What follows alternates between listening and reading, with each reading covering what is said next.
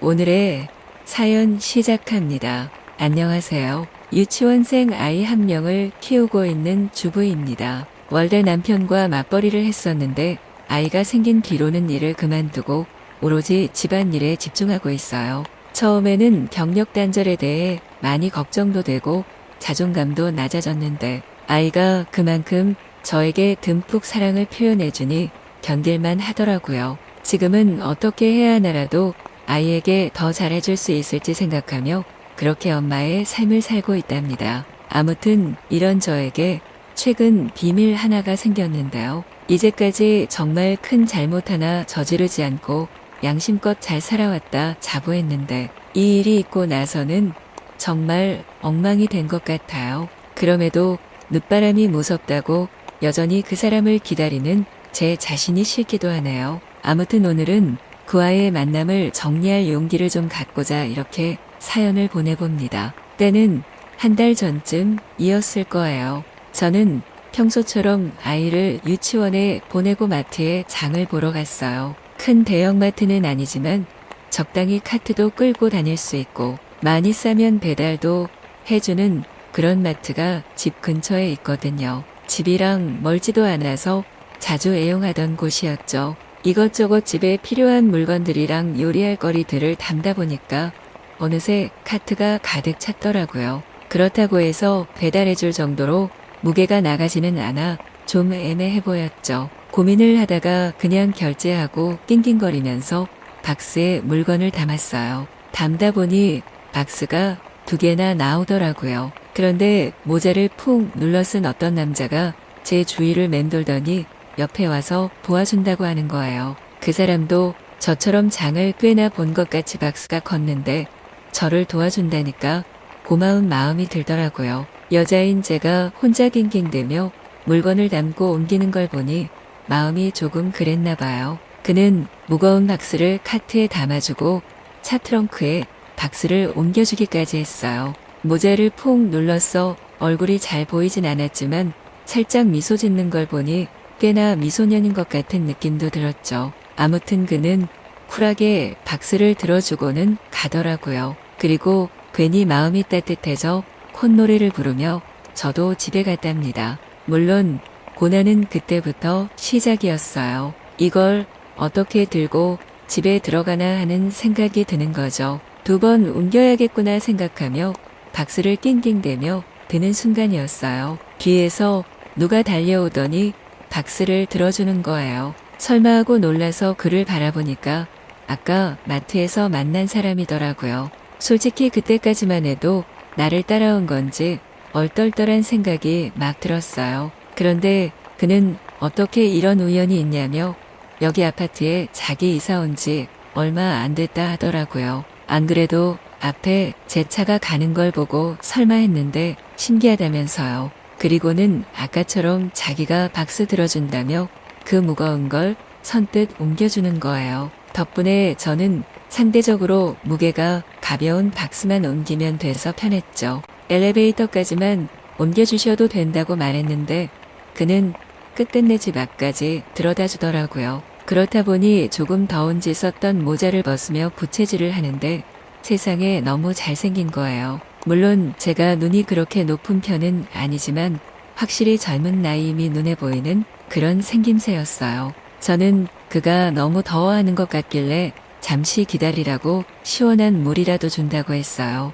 그렇게 잠시 동안 문 앞에서 대화를 나누다가 이제 들어가 봐야겠다고 말하려는데 그가 갑자기 제 번호를 묻는 거예요. 이것도 인연인데 연락하고 지내면 안 되겠냐면서요. 그 순간 정말 그러면 안 되지만 저는 남편도 아이도 있고 그 사람이랑 더 친해지고 싶다는 욕심이 들었어요. 결국 전 살짝 고민하다 모르는 척 번호를 줬고 그는 해맑은 미소를 지으며 다음에 또 보자며 집에 돌아갔어요. 그리고 얼마 지나지 않아 저에게 카톡이 왔고 저는 마치 풋풋한 20대로 돌아간 것처럼 신나게 그와 카톡을 했죠. 거기다 같은 아파트 단지에 살다 보니까 들킬 수도 있는데도 불구하고 저는 거짓말을 해버리고 말았어요. 나이도 좀 더 어린 나이로 말하고 결혼은커녕 남자친구도 없다는 식으로요. 정말 제가 미친 거죠. 근데 오랜만에 그렇게 설레는 감정을 느끼다 보니까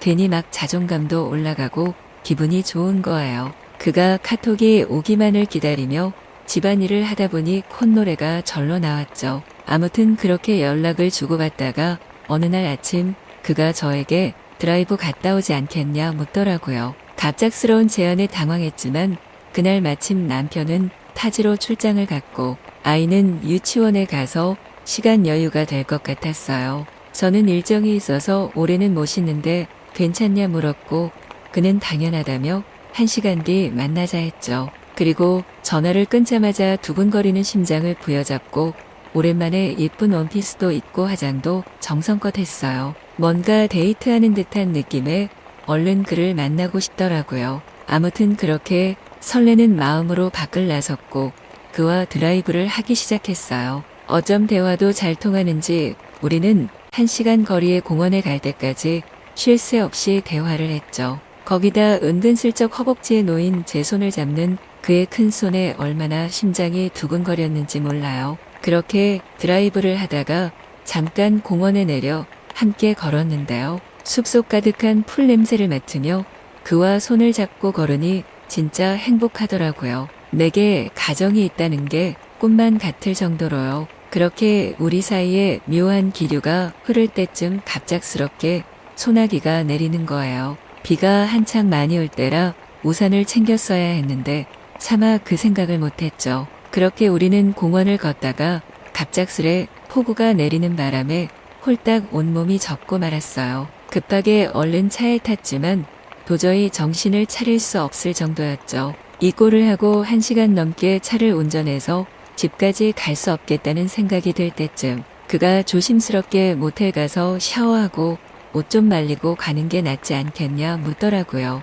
모텔이라는 단어에 약간 떨렸지만 아무렇지 않은 척 그러자고 했어요. 그리고 언제 와봤는지 기억도 안 날 모텔에 그와 함께 들어가 샤워를 하기 시작했죠. 그렇게 뽀송해진 몸으로 나와 옷을 말리려는데 그가 저를 뒤에서 안더라고요. 그 잠깐의 스킨십에도 저는 달아오르고 말았고 결국 그와 선을 넘어버렸어요. 얼마 만에 회포인지 정말 황홀하고 짜릿한 시간이었죠. 그렇게 하고 나서 샤워를 같이 하고 옷을 말리며 장난을 쳤어요. 어찌나 시간이 빨리 가는지 그와 계속 있고 싶다는 욕심이 들었죠. 그 일이 있고 난 후 지금 며칠이 지났어요. 뒤늦게 그때 일을 생각하니 이제 정말 큰일 났다 싶은 생각이 들더라고요. 어떻게든 이 만남을 그만해야 하는 걸 알면서도 자꾸 그와 또 만나고 싶고 스킨십을 하고 싶어요. 정말 전 어찌해야 하나요?